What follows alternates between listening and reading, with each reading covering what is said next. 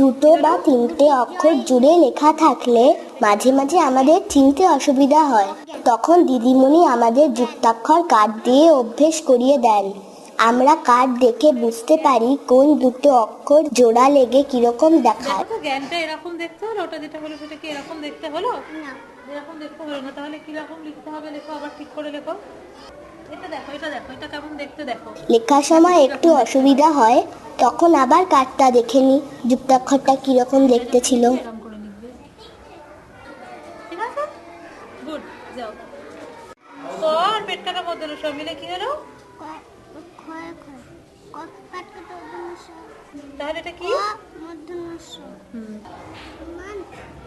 দিদিমণি সেই যুক্তাক্ষর দিয়ে আরেকটা শব্দ বলতে বলেন, তারপর সেই শব্দটা ব্ল্যাকবোর্ডে লিখে ফেলি। এবারে একটা শব্দ বলো আমাকে, এখানে কি লেখা আছে?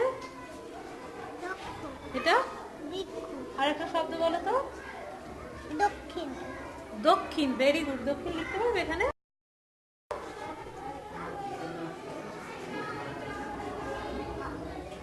মাত্রা থাকে মধ্যে নয়,